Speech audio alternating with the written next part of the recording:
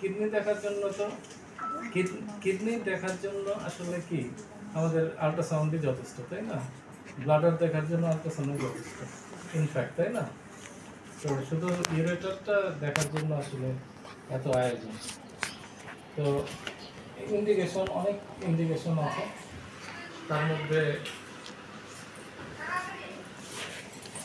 হেমাটোউরিয়া, renal colic. আসলে এখন এগুলো সিটি প্রোগ্রাম আসার পরে এগুলোর গুরুত্ব এখন অনেক কমে গেছে, তাই তো?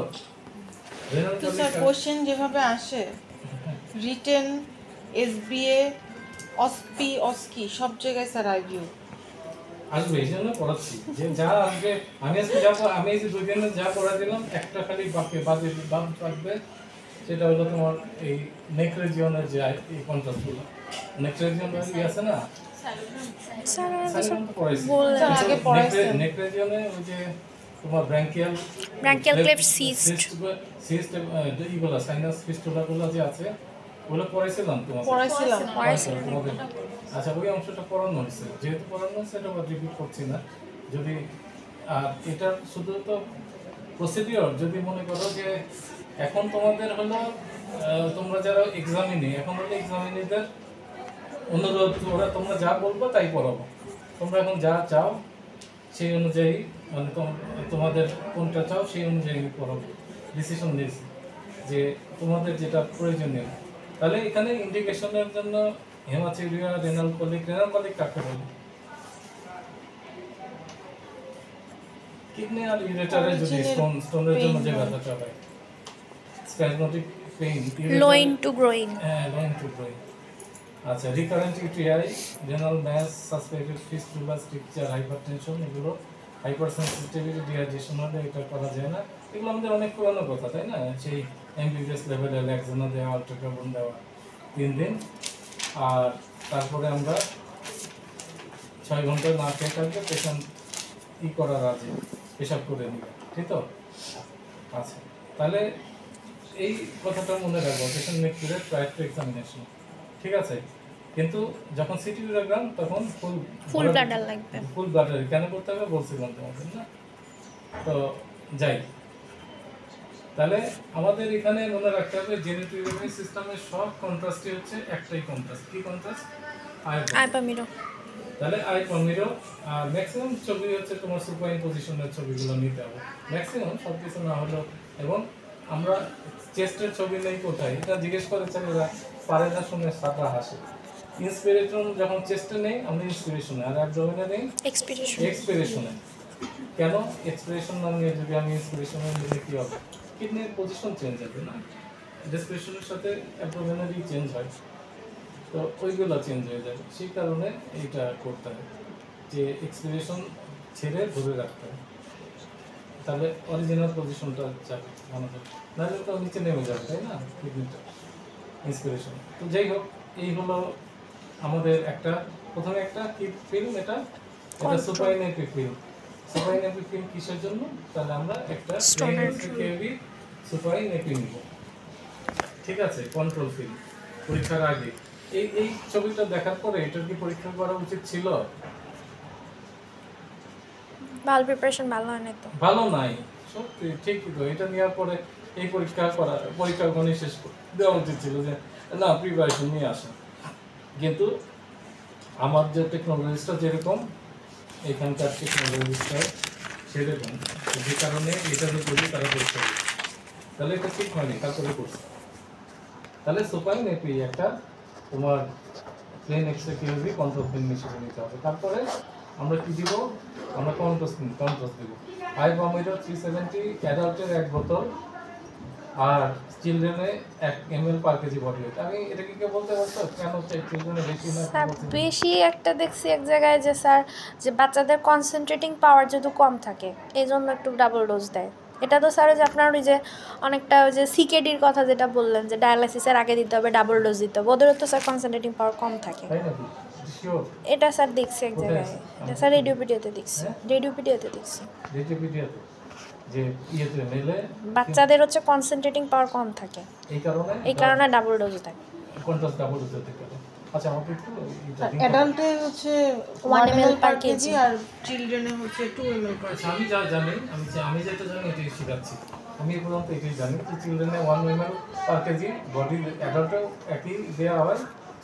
আর মানে আমি যেটা জানি, হ্যাঁ এখন এটা রিসেন্ট যদি কোনো অবজারভেশন, তাহলে আমি এটা একটু শিওর হয়ে তাহলে এটা অ্যাড করব। স্যার আয়োপামিরও কি স্ট্রেংথ এই একটাই না স্যার 370? এটাই পাওয়া যায় বাংলাদেশে। আর পারমিটা 370 পাওয়া গেলে তোমাকে তখন এগুলো জিজ্ঞেস করে এটা নন আয়নিক না এটা ওয়াটার সলিউবল না ওয়াটার সলিউবল না ওয়াটার ওয়াটার সলিউবল, সলিউবল এটা নন আয়নিক, এটা আয়নিক না নন আয়নিক, এটা একটা নন আয়নিক। নন আয়নিক নন টক্সিক। লো এটা কি হাই অসমোলার না লো Low অসমোলার? লো অসমোলার। তাহলে লো অসমোলার কন্ট্রাস্ট তাহলে এটা তোমাকে জিজ্ঞেস করবে। লো অসমোলার মানে নন আয়নিক। তাহলে এটা দেখার পরে তোমাকে এটা আমি যেটা জানি আমি সেটাই শিখাই যে চিলড্রেনে 1 ml, বড়দেরও 1 ml, কিন্তু বড়দের যেহেতু একটা বাংলাদেশের অনলাইন এভারেজ একটা হাই 60 কেজি, তো 60 ml লাগার কথা, কিন্তু বোতল তো একটা দাম 50 বেশি, ml এই জন্য একটা দিয়েই করে। ঠিক আছে, নাহলে ওর টাকা পয়সা থাকলে একটা আর তার কিছু অংশ মিলে 60 ml দেওয়া উচিত। বুঝতে পারছো? তো এইটাই হলো মোটামুটি তার অর্থশাস্ত্রের জন্য এটি করা হয়। আচ্ছা, এখন প্রথমেই যখন কন্ট্রাস্টটা দেওয়ার পরে একদম ইমিডিয়েটলি এটা সাটন সাপোর্টেড এবং মানে কি, তবে আমি এটাকে একমত বললাম না। সাটনের আমাদের এটাই আছে, কিন্তু আমি একমত না। আমি কি কোথায় একমত না আমি বলি, তবে পরীক্ষার জন্য তো সাটনের কথাই লিখতে হবে। ইমিডিয়েটলি 10 থেকে 15 সেকেন্ড পরে তোমার একটা সুপাইন এপি নেবে, একটা নেফ্রোগ্রাম। আমরা সিটি স্ক্যানে জানি কত 1.5 মিনিট পরে নিতে হয় না? নেফ্রোগ্রাফিক ফেজটা আসলে কোন সময় আসে? 1.5 মিনিট পরে, 1 মিনিটের পরে 1.5 মিনিটে আসে, তাই না? আমার মনে আছে সিটি স্ক্যানের প্রোটোকল করেছি না প্রথমে কি কর্টিকোমেডুলারি ফেজ হচ্ছে 30 মিনিট, আর নেফ্রোগ্রাফিক ফেজে 60 মানে 90 মানে অন অ্যান এভারেজ 1.5 মিনিট, তো 60-70 যাই বলা, আমি 1.5 মিনিটই বলি। আর একটা হলো প্রথমে আসবে স্যার তাহলে কর্টিকোমেডুলারি এরিয়াতে। এটা আসবে সেই সিটি স্ক্যানের কথা ধরে বলতেছি।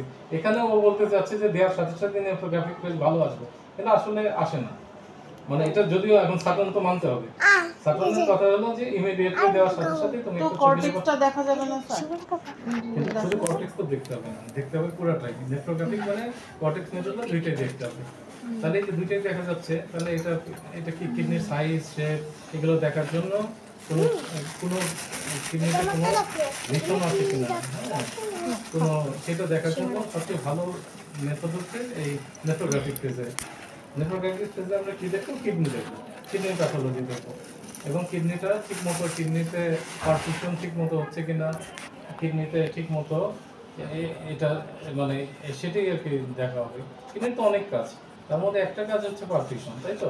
এক্সক্রিশন আর একটা কাজ। তাহলে তোমার এই যে কিডনিতে নেফ্রোগ্রাফিক ফেজে ইমিডিয়েটলি, তাহলে ফার্স্ট ফেলটা হচ্ছে ইমিডিয়েট। এটা হলো যে সাটন যেতে বলছে আমিও বলতেছি, কিন্তু এটা আইডিয়াল না। ঠিক আছে, তাহলে সুপাইন এপি ইমিডিয়েটলি ছবি নিব, নেফ্রোগ্রাফ আগে নিচে কি কন্ট্রোল, দুইটা ফিল্ম হলো। এরপরে 5 মিনিট পরে আমরা নেব পাইলোগ্রাম। পাইলোগ্রাম মানে কি? পাইলোগ্রাম কি? পেলভিসের রেনাল পেলভিস। তাহলে রেনাল পেলভিসটা আমরা দেখতে হবে। ঠিক আছে, রেনাল পেলভিসটা আমরা ভালো করে দেখার জন্য পাইলোগ্রাম 5 মিনিট পরে আমরা দেখব। ঠিক আছে, আমাদের সিটি স্ক্যানে এক্সপিরিটরি ফেজ হচ্ছে 3 মিনিট পরে, তাই তো? তো তো কালকে এরকম সিঙ্গারা খাইছি, এই তো খাই আমার, তো আমার সবাই খায়, বাচ্চারা খায়, ওরা লোহা চক্কর লক করে হজম করে ফেলে। আমি হজম করতাম, এটা এখন বোঝা যাচ্ছে যন্ত্রপাতি হয়ে গেছে। 56 বছর পুরনো, সেই জন্য আর কি একটা ইয়ার ফ্রিজের কথা চিন্তা করো, একটা এসি 56 বছর পুরনো, একটা বিল্ডিংয়ের কথা চিন্তা করো। তো এনিওয়ে, তো মানুষ এত ভালো থাকে কেন? 56 বছরও ঠিক আছে কেন? অ্যাপোপ্টোসিস হয় না, যে সেল মরে যায় আবার নতুন সেল তৈরি হয়। এইভাবে প্রতি 6 বছর পরে একটা প্রতি 6 বছর পর পর একটা মানুষের পরিবর্তন হয়। এক্সট্রাটা কার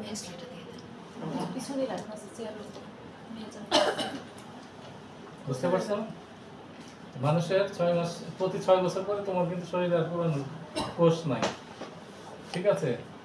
পুরো 1 বছর তোমার যে মলিকুল আছে শরীর, তুমি আমার সাথে হ্যান্ডশেক করলে তোমার শরীরের হাতের এখান থেকে মলিকুল, পরমাণু, অনুপরমাণু আমার হাতে চলে আসতেছে। তো এগুলো সব তো অনুপরমাণু, তাই না? আমি কার্বন ডাইঅক্সাইড দিয়ে বেরোয় আসতেছি, কার্বন শরীর থেকে বেরোয় আসতেছে। কার্বন ভরাট করছি কি দিয়ে? খাবার দিয়ে, তাই না? ফুড না দিলে তো মরে যাবে। আমার শরীরে কার্বন এইভাবে, শরীরে টোটাল কার্বন চেঞ্জ হয়ে যায় 1 বছরে। তোমার শরীরে কার্বন, পুরানো কার্বন থাকে না, নতুন কার্বন। অ্যাপোপ্টোসিস হাজবেন্ড ওয়াইফ হয়েছে, ওয়াইফ হাজবেন্ড হয়েছে, চেঞ্জ হতে হতে না, চেঞ্জ হতে হতে তোমার তো তুমি যে মানুষ, তোমার 1 বছর পরে তোমার শরীরে কার্বন যে পরিমাণ ছিল আগে, সেই কার্বন পুরো নতুন কার্বন। তোমার সব এনভায়রনমেন্টের সব কার্বন, তুমি নিঃশ্বাস ছাড়তেছো, তোমার শরীর থেকে হাজার হাজার কার্বন চলে যাচ্ছে, মলিকুল বাইরে চলে যাচ্ছে, তাই না? কার্বন ডাইঅক্সাইড, কার্বনের সাথে অক্সিজেন নিচ্ছ, আর সাথে যাওয়ার সময় কার্বন কেটে এনে বের করে নিয়ে যাচ্ছে, ঠিক আছে? তো তোমার এইভাবে তোমার শরীরে তো প্রতিদিন কার্বন কত হাজার হাজার কার্বন চলে যাচ্ছে। এখন কার্বন ঢুকছে কিভাবে? তুমি খাচ্ছ, প্রতিটা ফুডেই তো কার্বন আছে, এই কার্বন আবার ঢুকছে। এইভাবে প্রতি 1 বছরে তোমার শরীরে সব কার্বন, এক নতুন carbon, new set of carbon. আর অ্যাপোপ্টোসিস হয়ে তোমার শরীরে সব সেল মরে যায়, আবার নতুন সেল, তুমি আবার নতুন 6 মাস বছর পরে তোমার আর আগের সেল নাই, সব সেল মরে গেছে। বুঝতে পারছো? কিন্তু একসাথে মরে না, একটা দুইটা করে মরে, তাই না? অ্যাপোপ্টোসিস সে আগে প্যাথোলজি পড়ছি, মনে নাই? তো সেই কারণে অ্যাপোপ্টোসিস যদি অন্য অর্গানে হইতো তাহলে সেটা এরকম চির নতুন থাকতো। তো মনে হয় আমরা আমাদের পরের জেনারেশন সম্ভবত 150 বছর বাঁচবে জেনেটিক মডিফিকেশনের মাধ্যমে। আর ডিজিটাল অমরত্ব খুব বেশি না, 10 বছরের মধ্যে মানুষ ডিজিটালি অমরত্ব হবে। ডিজিটাল অমরত্ব মানে বুঝো, কম্পিউটার আমার সাক্ষাৎকার নেবে, ধরো 15 ঘন্টা 20 ঘন্টা আমার জীবন সম্পর্কে আমার কি ধারণা। কম্পিউটার আমাকে আর্টিফিশিয়াল ইন্টেলিজেন্স, আমার ভাগনা আর্টিফিশিয়াল ইন্টেলিজেন্সের স্পেশালিস্ট। তো মেশিন লার্নিং, মেশিনকে, বাচ্চাকে যেমন স্কুলে পাঠায় বাচ্চাকে শেখায়, ও মেশিনকে শেখায়। বুঝতে পারছো? Machine learning, artificial intelligence.